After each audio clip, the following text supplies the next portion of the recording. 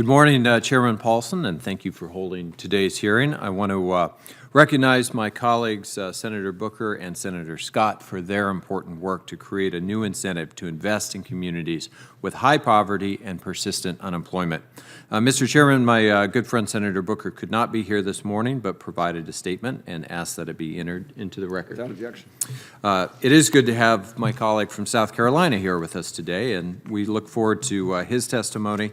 And I want to thank you and Senator Booker for your leadership on this issue.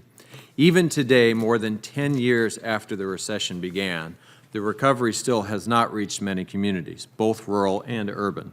In New Mexico, our statewide unemployment rate is almost 50% higher than the national average, and in some areas, it's much higher. Across the country, there are more than 50 million Americans living in distressed communities.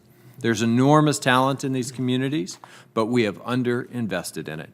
While the chairman and I disagree on the underlying Republican tax bill, a partisan bill that continues to leave working Americans behind, we do agree that opportunity zones hold the promise to direct some much-needed financial investment to places like New Mexico.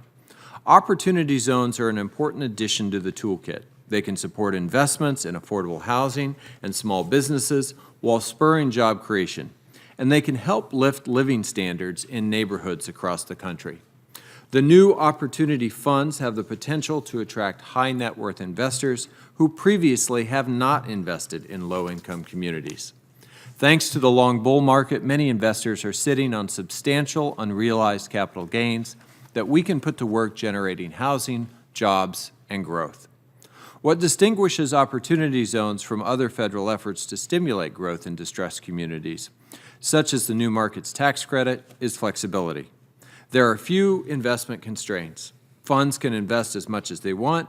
There is no competition to receive the benefit. But with this flexibility, there is risk that the social impact will not be as great as we would like it to be. To achieve broad public benefits, projects should be part of a community strategy to create jobs, boost entrepreneurship, increase affordable housing, and promote economic development. Investors should also tap the vast expertise that exists in private, public, and nonprofit sectors about how to make high-impact community investments. And we are fortunate to have some of that expertise here with us today.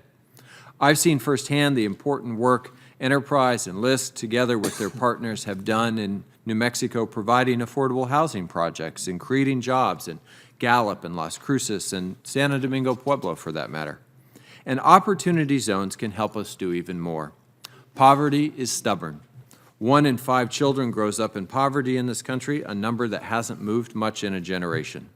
In New Mexico, 3 in 10 children grow up in poverty, and in some of our counties, close to half of all children live in poverty. Growing up poor has lasting impacts on a child's development, affecting successes in the classroom and educational and employment outcomes later in life. In addition to expanding proven credits and programs like the Earned Income Tax Credit and Head Start, we need new approaches.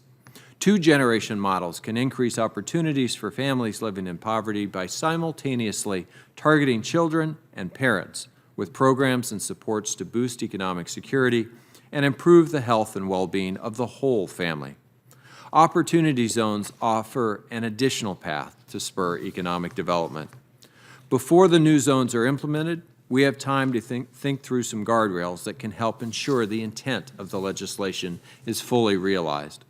Closely monitoring implementation, establishing appropriate guardrails, either through rules or additional action by Congress, can go a long way towards ensuring that opportunity zones bring new economic activity to communities that desperately need it. This is a big opportunity. I'd like to see us seize it. Thank you to the witnesses for being here today, and I look forward to each of your testimony.